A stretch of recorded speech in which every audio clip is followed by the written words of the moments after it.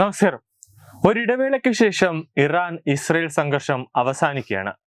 ഇസ്രയേലും ഇറാനും തമ്മിലുള്ള വെടിനിർത്തൽ ഇപ്പോൾ ഔദ്യോഗികമായി പ്രാബല്യത്തിൽ വന്നതായി US പ്രസിഡന്റ് ഡൊണാൾഡ് ട്രംപ് സ്ഥിരീകരിക്കുകയാണ്. ഇരു രാജ്യങ്ങളും കരാർ മാനിക്കണമെന്നും വെടിനിർത്തൽ ലംഘിക്കുന്നതിൽ നിന്ന് വിട്ടുനിൽക്കണമെന്നും അദ്ദേഹം അഭ്യർത്ഥിക്കുന്നുണ്ട്.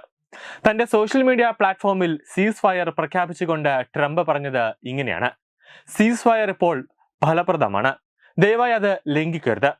United State President Donald Trump കുറിച്ചത് ഇങ്ങനെയാണ്. ഇതിൽ ഏറ്റവും അത്ഭുതപ്പെടേണ്ട ഒരു കാര്യമുണ്ട്. അതായത് ഡൊണാൾഡ് ട്രംപ് തന്നെ ഒരു സമയം നിശ്ചയിക്കുന്നു. അതായത് 6 മണിക്കൂറിനകം ഇറാനും ഇസ്രയേലും തമ്മിൽ സീസ് ഫയർ ഉണ്ടാകും എന്നൊരു നിർദ്ദേശം അല്ലെങ്കിൽ എന്നൊരു കാര്യം ട്രംപ് തന്നെ മുന്നോട്ട് വയ്ക്കുന്നു. അപ്പോൾ ഇതിൽ ട്രംപ് തന്നെ ഈ കാര്യങ്ങളിൽ ഇടപെടുന്നു.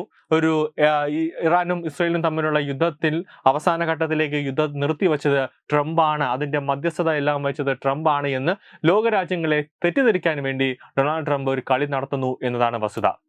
ആഴ്ചകൾ നീണ്ട സൈനിക സംഘർഷത്തിനു ശേഷം ഇസ്രയേലും ഇറാനും തമ്മിൽ നടന്നുകൊണ്ടിരിക്കുന്ന സംഘർഷം തടയുക എന്ന ലക്ഷ്യത്തോടെയുള്ള വെടിനിർത്തലിലേക്ക് നയിച്ച ഉന്നതതല ചർച്ചകളുടെ ഒരു പരമ്പരയെ തുടർന്നാണ് ഈ പ്രഖ്യാപനം നിലവിൽ വന്നത്. ഏകദേശം ചൊവ്വാഴ്ച 24 മണിക്കൂർ കാലയളവിൽ 2 ഘട്ടങ്ങളായി വെടിനിർത്തൽ പ്രഖ്യാപിക്കണമെന്ന് പ്രസിഡന്റ് ട്രംപ് നേരത്തെ വ്യക്തമാക്കിയിരുന്നു. എല്ലാ സൈനിക നടപടികളും നിർത്തിവച്ചുകൊണ്ട് ഇറാൻ വെടിനിർത്തൽ ആരംഭിക്കും. 12 മണിക്കൂറിന് ശേഷം ഇസ്രായേൽ എല്ലാ സൈനിക നടപടികളും അവസാനിപ്പിക്കുമെന്ന് പ്രതീക്ഷിക്കുന്നുവെന്നാണ് ട്രംപ് കുറിച്ചത്. ഇരു രാജ്യങ്ങളും തമ്മിലുള്ള അക്രമാസക്തമായ കൈമാറ്റങ്ങൾ തടയാൻ പ്രസിഡന്റ് ട്രംപും അദ്ദേഹത്തിന്റെ ഭരണകൂടവും ദിവസങ്ങളോളം നടത്തിയ തീവ്രമായ നയതന്ത്ര നീക്കങ്ങൾക്ക് ശേഷമാണ് വെടിനിർത്തൽ ഉണ്ടായത്. മേഖലയിലെ സംഘർഷങ്ങൾ കുറയ്ക്കുന്നതിനുള്ള നിർണായക ചുവടുവെപ്പായാണ് ഈ വെടിനിർത്തലിനെ കാണുന്നത്. ഇരു രാജ്യങ്ങളും വെടിനിർത്തൽ പാലിക്കണമെന്ന് പ്രസിഡന്റ് ട്രംപ് തന്റെ പോസ്റ്റിൽ ഊന്നി പറയുന്നുണ്ട്. അത് ലംഘിക്കുന്നത് കൂടുതൽ ആക്രമണത്തിലേക്ക് നയിച്ചേക്കാമെന്നാണ് മുന്നറിയിപ്പ് നൽകുന്നത്. ദയവായി അത് ലംഘിക്കരുത്. കൂടാതെ പ്രദേശത്ത് സമാധാനത്തിന്റെയും സ്ഥിരതയുടെയും ആവശ്യകത എടുത്തു കാണിച്ചുകൊണ്ടാണ് ട്രംപ് സോഷ്യൽ മീഡിയയിൽ കുറിച്ചത്.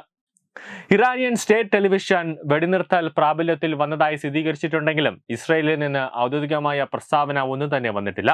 പ്രത്യേകിച്ച് ഇസ്രയേലിലെ ബിയർ ഷെവയിലെ ഒരു റെസിഡൻഷ്യൽ കെട്ടിടത്തിൽ ഇറാനിയൻ മിസൈൽ ഇടിച്ച് കുറഞ്ഞത് 4 പേർ മരിച്ചതിനെ തുടർന്ന് സംഘർഷം വീണ്ടും ഒരു മൂർച്ഛിച്ച അവസ്ഥയിലേക്ക് കാര്യങ്ങളെത്തി. സ്ഥിതിഗതികൾ ഇപ്പോഴും ദുർബലമാണ്. കൂടുതൽ നാശനഷ്ടങ്ങളും സംഘർഷങ്ങളും ഒഴിവാക്കാൻ ഇരുപക്ഷവും ഇപ്പോൾ വെടിനിർത്തൽ പാലിക്കണമെന്ന് പ്രതീക്ഷിക്കുന്നു. നേരത്തെ ഖത്തറിലെയും ഇറാഖിലെയും US താവളങ്ങൾക്ക് നേരെ ഇറാൻ മിസൈലുകൾ വിക്ഷേപിച്ചിരുന്നു. പശ്ചിമേഷ്യയിലെ ഏറ്റവും വലിയ US താവളങ്ങളിൽ ഒന്നാണ് ഖത്തർ. അൽ ഉദൈദ് വ്യോമതാവള ആക്രമണത്തെ ഖത്തർ അപലപിച്ചു. ആർക്കും പരിക്കേറ്റിട്ടില്ല എന്നും അദ്ദേഹം പറയുന്നുണ്ട്. ഖത്തർ വ്യോമ പ്രതിരോധ സേനയാണ് മിസൈലുകൾ തകർത്തതെന്ന് ഖത്തർ വിദേശകാര്യ മന്ത്രാലയ വക്താവ് മജീദ് അൽ അൻസാരി പറയുന്നു. എന്തായാലും വെടിനിർത്തലൊക്കെ മുന്നോട്ട് വന്നിട്ടുണ്ട്. പക്ഷേ അത് വാക്കാലാണ് പറഞ്ഞിരിക്കുന്നത്.